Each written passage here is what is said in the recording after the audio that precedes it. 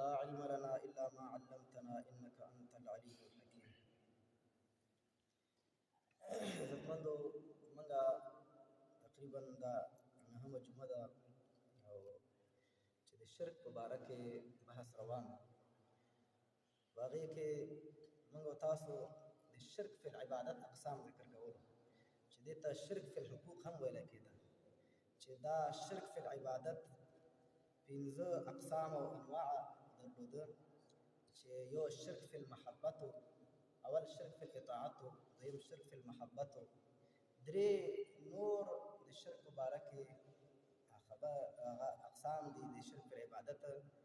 چې هغه باندې ان شاء الله ذکر کوو بیا د شرک بحث دې باندې ختميږي نو د شرک فی العبادت دریم قسم چې ده هغه ځنې مراسم دي د عبودیت معنا مراسم د بندګۍ داسې دي چې دا د الله رب العزت نه سوا بل چاته کول جایز نه دي هغې کې اولنی شی چې دی هغه قیام دی قیام څه ته ویل کېږي چې یو سړی په عاجزۍ سره ودرېږي سر داسې ټیټ ونیسي لکه موږ تاسو چې الله ته په عاجزۍ باندې ودرېږو او دا لاس په نامه باندې تلو نو دې ته ویل کېږي عبادت نو قیام یو رکن دی د عبادت دغه قیام عزتمندو د الله نه سوا که هر چاته وشي دغسې عاجزۍ باندې ودرېدل نو دې نه بیا شرک جوړېږي یو سړی ملي ترانه ملي سرود غږېږي دا خلک ورته پاڅېږي داسې په عاجزۍ ورته ولاړي د ملي سرود ته غوږ دي دا چې دی دا قیام یوازې چا دپاره جایز دی الله دپاره اوس موږ د وطن دپاره داسې ودرېږو نو دا زموږ او ستاسو خدای او معبود څه جوړ شو وطن دا ملي سرود چې ویلی کېږي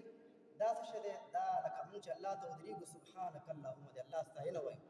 سبحانک اللهم پاکي د تا لره یا الله نو دا سرود دا ملي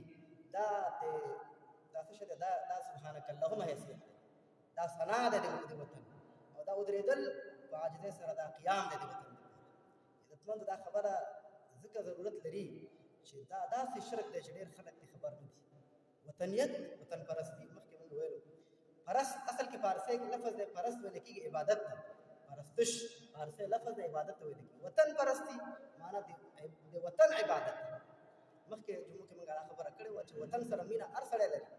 مینه د وطن سره داسې ناروا کار نه دی یو سړی وطن سره مینه نه لري نو دا خو نبي علیه السلام د وطن سره مینه کړې ابراهیم علیه السلام د خپل وطن سره مینه کړې خو دا مینه او محبت به دې درجې ته نه رسوو چې دا وطن زموږ معبود جوړ شي خدای جوړ شي د ده بندګي زمونږ د چا سره جوړه ورانه د وطن په سر باندې د الله او د رسول الله صلی الله علیه وسلم د دین په سر باندې نه وي دې ته ویل کېږي د هغه مراسم د عبودیت کې اول شی وسو قیام به یوازې د الله دپاره سره کېږي دویم رکوع دی سر ټیټول دا رکوع کول دا هم په مراسمو د بندګۍ کې یو طریقه ده دا هم د الله نه سوا بل چاته جایز نه دی څلورم شی چې هغه په مراسمو د عبودیت کې دی هغه سجده ده دا سجده چې دی دا په ټولو عبادتونو کې دا ډېر اوچت عبادت دی وجه دا ده چې دا سجده په انسان او د الله په مابین کې چې کوم حایل واقع کېږي پرده واقع کېږي نو کوم رکاوټ راځي هغه غټ څه شی دی انانیت چې سړی وایي زما خبره زما رایه زما فکر زما نظریه زما خبره به چلېږي دا سجده کې موږ او تاسو الله ته ځان تسلیم ټولو کې اوچت جز د انسان دا انسان په ځمکه باندې الله ته کېږي چې الله زه نه بلکې ته دا خو زما ته په نفس وایي چې دا ته زما خبره الله رب العزت ته زما د خپل دا کوم معبود چې ما ځان نه جوړ کړی و دا مې لرې کړه دا مې ختم کړه زما معبود الله رب العزت ته تش وي د دې وجې نه علما کرامو فرمایلي دي چې قرآن کریم کې دا زه لفظ نه دی زما دا بدترینو مخلوقاتو دی الله رب العزت نه دا استعمال کړی دی قارون دا لفظ استعمال کړی و قارون ته الله مال او دولت او سرمایه ورکړی و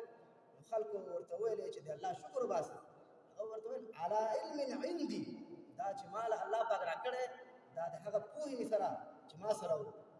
زه خو هغه پوهه را سره وه ځکه الله ما ته راکړې دا پلانکي ته ولې نه ورکوو دا مال دولت پلانکي ته نه ورکوو علی علم عندي زما سره چې کوم علم زما زه او زما دا ډېر شته چې انسان او د الله په مابین کې رکاوټ واقع کیږي. دویم شی هغه دا لفظ چې استعمال کړی دی فرعون استعمال کړی دی. فرعون ویلو الیس لی ملک مصر،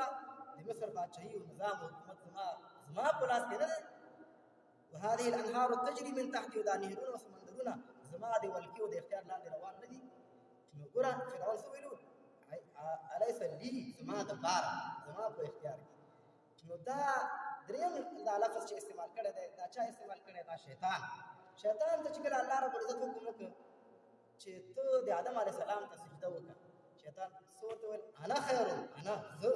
ګوره دا انانیت چې دی خطرناک شی دا د انسان او د الله په منځ کې رکاوټ پیدا کوي. انسان الله ته رسېدو ته نه پرېږدي. نو علی علم شیطان ویلو انا خیر منه، زه د دې نه آدم نه غوره یم. خلقتني من نار وخلقته من طين، زه د اور نه پیدا کړی او د آدم چې دی دا د خټې نه پیدا کړی. معنا دا ده چې خطرناک شی چې انسان او د الله په مابین کې رکاوټ کېږي هغه زه. نو دا انانیت چې زه یم زه، نو دا ماتېږي په څه سره؟ په سجده سره. چې انسان الله ته سجده ولګوي چې الله رب العزت ما ټول په ټوله خپل ځان تا ته تسلیم کړی. نو دریم شی چې هغه مراسمو د عبودیت نه دی هغه څه دی؟ سجده کول. او دا سجده دومره اوچت عبادت دی. رسول الله صلی الله علیه وسلم فرمایلی دي اقرب ما یکون العبد الى الله فی السجود، ډېر نږدې چې یو بنده الله ته دی هغه په کوم وخت کې دی؟ سجده کې. سجده کې انسان الله ته ډېر نږدې کېږي. د دې وجه نه علما کرام فرمایي او په حدیث مبارکو کې راغلي دي چې سجده کې الله تعالی نه دعا غوښتل چې دا الله رب العزت ډېر ښه قبلوي، ځکه چې انسان الله ته ډېر په عاجزۍ کې پروت وي، په ځمکه باندې تندی ایښی. نو دویمه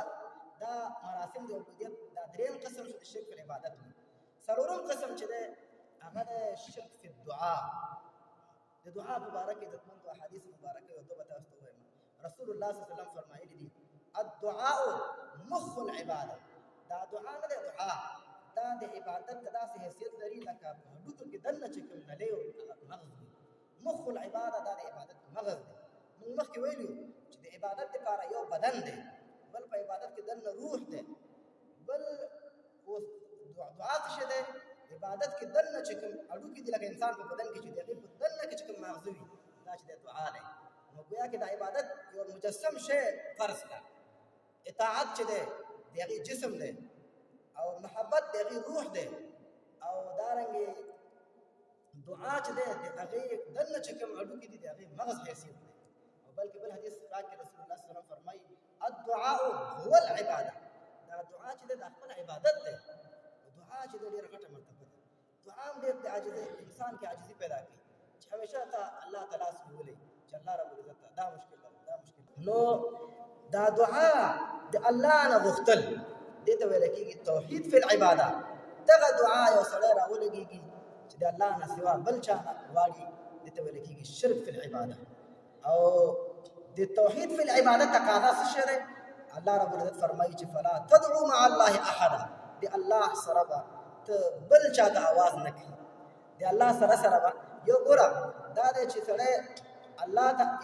آواز نه کوي بلکې یو بل څوک معبود ځان لا ټاکلی، خو جدا خبره ده. یو سړی وایي الله منمه خو د الله سره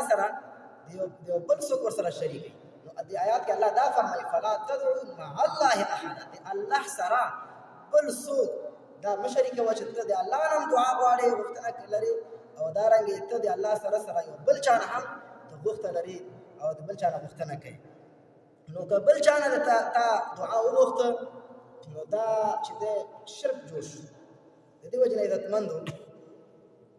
نو دا ډېر ناشنا شرک دی چې په دې باندې هم ډېر خلکو ذهنونه خلاص نه دي. د دې وجې نه یو اتفاقي مسله ده عزتمندو، دا خبره هم کوله چې په مانځه کې موږ هر مانځه کې د الله سره پوره دا وعده کوو چې ایاک نعبد و ایاک نستعین، الله ستا بندګي کوو او ستا نه مرسته غواړو. دغه مرسته اوس ته راولګېږې د الله نه سوا بل چا نه غواړې نو دا دېنه شرک بیا جوړېږي. ځکه په مانځه کې موږ د الله سره دا عهد او قرار او وعده وکړه چې الله بل چا نه مرسته نه غواړو، دغه مرسته اوس ته رالګېږي یو بنده نه غواړې نو دې نه بیا شرک جوړېږي. خو البته یو نقطه باید موږ تاسو په دې باندې ځان پوه کړو، هغه دا دی چې د اسبابو په درجه کې دا مادي اسبابو په درجه کې ته یو چا نه غوښتنه کولی شي. مثال خبره هغلته منګی پروت دی یو هلک ولاړ دی یو ځوان دی ته ورته وایې چې ځوانه یو ګیلاس اوبه خو راواله نو دا به نه وایو چې وړو دا خو تا شرک وکړي الله نه دی سوا یو بل چا نه دا مادي اسباب دي په دنیا کې دې نه شرک نه جوړېږي چې ځوانه یو ګیلاس اوبه راکړه دې کې دا توحید دی دا د الله یووالی دی دې نه شرک نه جوړېږي تو شرک څه ته ویلی کېږي چې په غیبي یو چا نه مرسته ده د مادي اسبابو په درجه کې نه بلکې مثال خبره یو سړی دی هغه اواز وکړي چې یا رسول الله صلی الله علیه وسلم مدد نبي علیه السلام مرتبه خو د ټول کائناتو کې پورته دی خو البته نبي علیه السلام نه مدد غوښته دا نه دي راغلي دارنګې یا علي مدد یو سړی وایي یا دارنګې یو سړی وایي یا شیخ عبدالقادر جیلاني ته راورسېږې ته زما مرسته وکړې نو دا هغه شیان دي عزتمندو چې دې نه بیا شرک جوړېږي دا خبره په دې کې اختلاف شته دی چې آیا د شیخ عبدالقادر جیلاني رحمت الله علیه روح راځي که نه راځي آیا هغه به زموږ خبره اوري که نه اوري دا خبره په امت کې اختلافي دی چا ویلي دي چې نه مړي اواز اوري یا نه اوري خو البته په دې کې ګوره سره اختلاف نشته چې ملائک الله رب العزت دا زموږ و تاسو د حفاظت لپاره لګولي دي الله رب العزت په سورت رعد کې فرمایي له معقبات من بین یدیه ومن خلفه یحفظونه من امر الله د انسان سره پرله پسې راتلونکي ملائک دي ماښام کې ځینې ملائک راشي سهار والا ډیوټي پوره شي هغه لاړ شي بیا سهار کې راشي هغه ماښام والا ډیوټي پوره شي دا ملائک انسان سره الله ولې لګولي دي ویحفظونه من امر الله الله په حکم سره د انسان د حفاظت لپاره الله لګولي دي ګوره دې کې سره شک نشته الله را لګلي د حفاظت لپاره خو بیا هم چېرته دا نبي علیه السلام دي فرمایلي کوم عالم نه دي راکړل چې یو څوک ملائکو ته وایي دی حافظین ملائکو ته چې یا فلانکي ملائکه زما مرسته وکړي دا هېڅ چا نه دي کړي چې ملائک نه مرسته وکړي ځکه اگر که الله ګوره ستا د حفاظت لپاره لګولي کرام الکاتبین د انسان په اوږه باندې ناست دي انسان اعمال لیکي دې کرام الکاتبین نه داسې نه شي کولی چې دعا ترې وکړي چې ته زما مرسته وکړي نو د دې وجې نه عزتمندو په غیبي اسبابو کې د الله نه سوا بل چا نه یو سړی دعا غواړي بل چا نه د مدد طلب کوي استعانات استمداد دا ټول د دې نه چې دی دا شرک جوړېږي البته یوه خبره هغه یو نقطه ځان سره هغه باید یاد ساتل پکار دي چې د مخلوق خبره موږ مخکې وکړه خو دې کې ګوره یوه نقطه شته دی یو مخلوق نه چې موږ تاسو یو غوښته کوو دې کې موږ مخکې خبره وکړه چې دا شرک نه جوړېږي یو ګیلاس اوبه راکړه یا زما دا کار بند دی دا کار مې وکړه علما دا خبره دې کې کړې ده چې دا ګوره درې مرتبې لري یو دا چې ته یو مخلوق ته ووایې چې ته پلانکیه زما دا کار دی بند دی ته را سره په دې کار کې مرسته وکړه دا یو وارې ووایې هېڅ مشکل نشته دویم وارې بیا ورته یادونه وکړي هغه نه هیر وي کېدای شي چې هیر وي خو ته ورته بیا یادونه وکړې چې ګوره ما کېدای شي تا نه خبره هېره شوې ګوره ما دا خبره کړې وه ما دا ضرورت دی او دا ته پوره کړه دا مشکل مې دی دویم وارې چې دې ورته وویلې نو اوس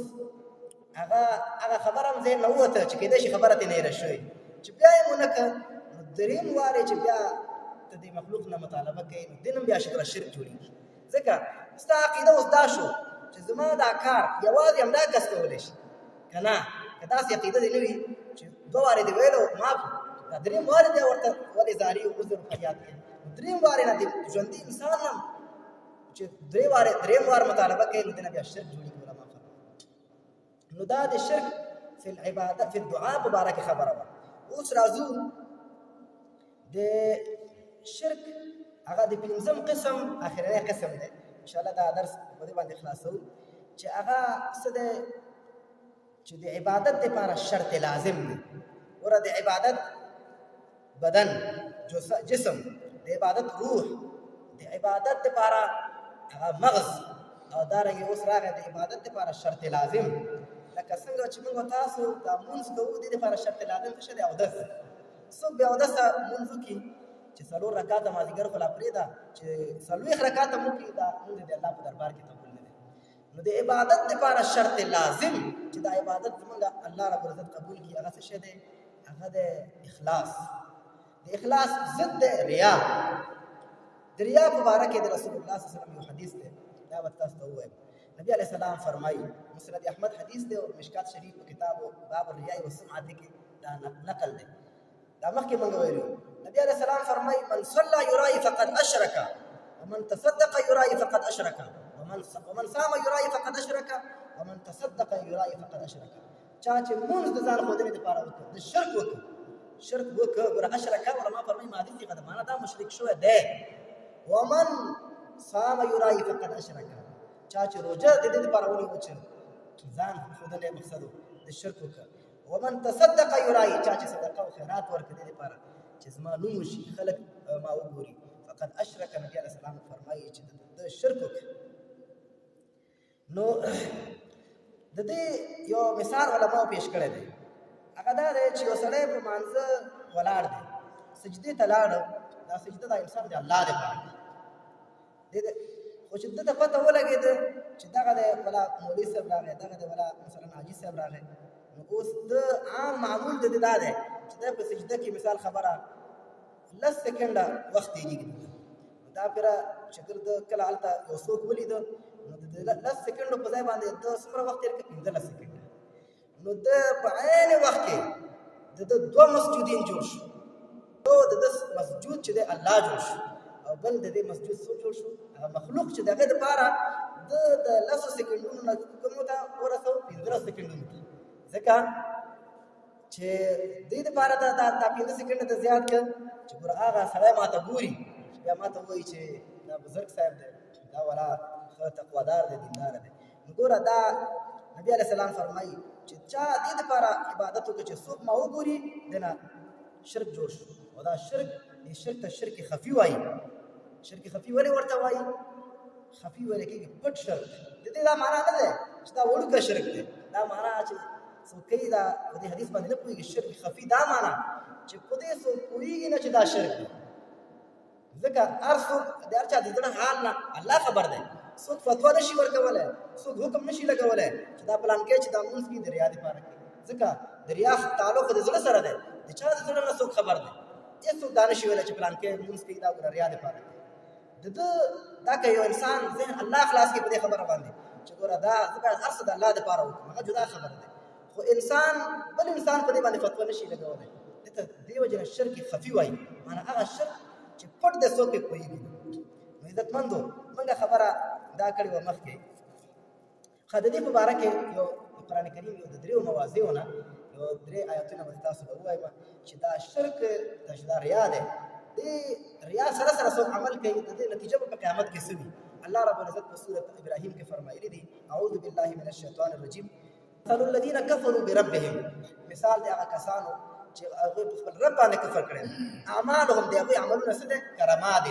په شان دي هیرې دي د عملونو ډېرې جوړ کړي دي غونډې د عملونو جوړ کړي دي مثال څنګه دی نبي علیه السلام فرمایي کرماد د هیرو په شان دي اشتدت به الريح چې ډېر سخت باد پرې وچلېږي دا هیرې به دلته پاتې کېږي دا ټول والې ختم کړي نو هغه څوک چې د الله دپاره عمل نه کوي بلکې د مخلوق ته د ځان ښودنې دپاره عمل کوي د دې عمل داسې دی لکه دغسې هیرې باندې چې تیز باد وچلېږي هر څه ختم کړي سورة نور کې الله رب العزت فرمایي مثل الذين كفروا اعمالهم كسراب بقيعة يحسبه الظمآن ماء مثال د هغه خلکو چې هغوی په زړونو کې حقیقي ایمان نشته عمل د الله دپاره نه کوي د دوی د اعمالو څه مثال دی الله فرمایي كسراب بقيعة دا داسې دی لکه شګوګل چې لورې نه اوبه ښکاري او انسان هلته ورځي ځان ستړی کوي هلته ځان ورسوي چې ګوري هلته هسې پړقېده اوبه پکې نه كسراب بقيعة يحسبه الظمآن ماء دا په شان د شګوګل دی یو هوار میدان کې تږی انسان پې ګمان کوي چې دا ولا اوبه دي چې هلته لاړ شي هېڅ شی نه سورة فرقان کې الله رب العزت فرمایي وقدمنا الى ما عملوا من عمل فجعلناه هباء منثورا الله فرمایي موږ به قصد وکړو اراده به وکړو هغه عملونه ته چې د خلکو عملونه کړي دي خو د الله دپاره یې نه دي کړي د مخلوق دپاره یې کړي فجعلناه هباء منثورا موږ به دا داسې وګرځوو لکه دوړه چې والوځولی شي عزتمندو موږ خبره دا کوله چې څومره نیکي او دارنګې خوبیانې دي د خیر کارونه دي دا د شجره طیبه د توحید د بوټي میوې دي او څومره چې ګناهونه دي څومره چې بدکاریانې دي هغه که د عقیدې سره تعلق لري هغه د فکر سره تعلق لري هغه د عمل سره تعلق لري هغه د خبرو سره تعلق لري دا د شجرې خبیثې د شرک د ونې ثمراتو مېوې دي.